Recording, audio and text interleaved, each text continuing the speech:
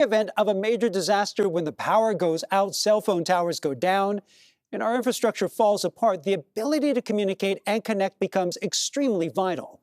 In a worst-case scenario, first responders may need to turn to ham radio operators, who are always ready to turn their low-tech hobby into a public service.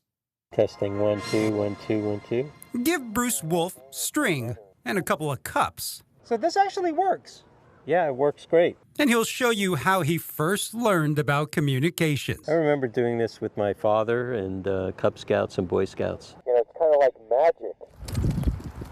Today, the magic is a little bit more advanced, but still very old school. N6 BMW portable. We come out here, just, have fun, get our radios set up. We try to make some contact. Thank you, old man. Wolf is the president of the San Francisco Radio Club. Bravo, Mike Whiskey. A group of 150 radio hobbyists, James and Marin, who like to socialize and chat. Thanks for checking in. Over the open airwaves. 73, everyone. But don't you dare call them amateurs. It's triggering, but, I'm not professional. I have professional skills, but I don't get paid to do this. Because in a worst-case scenario,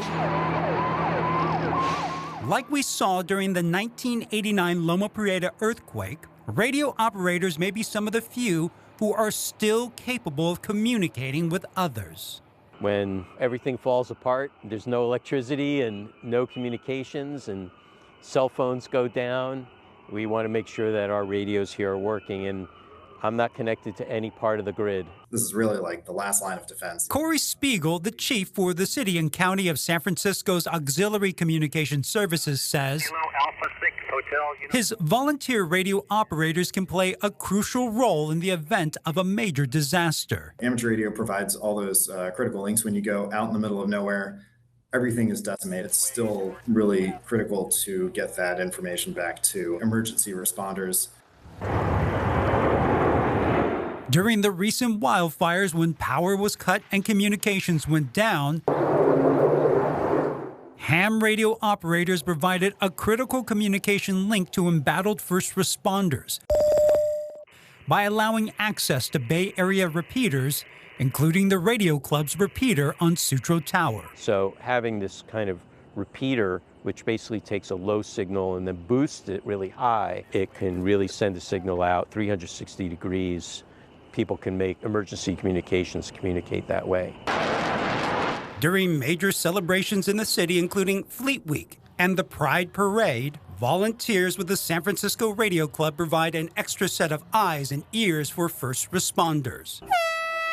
And during the San Francisco Marathon, 416-417. Bruce and his club members become the communication hub. This is our tracking system, so we're able to kind of know where everybody is and where they're traveling to. Let's go! Where they keep an eye on the 30,000 runners. We're going to take her back to start-finish, but monitoring injuries and support vehicles, allowing first responders like SFPD to focus on keeping the event safe. And they rely on us for being additional eyes and ears. It's a public service. It's absolutely a public service.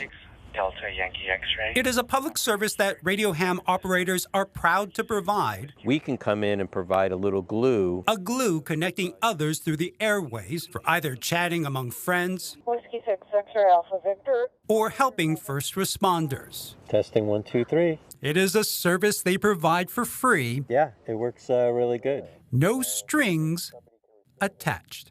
It just seems like that. As we mentioned, San Francisco's Auxiliary Communication Services that helps coordinate volunteer ham radio operators, well, that department was specifically formed after the Loma Prieta earthquake back in 1989, after the city and county realized there were holes in their communications.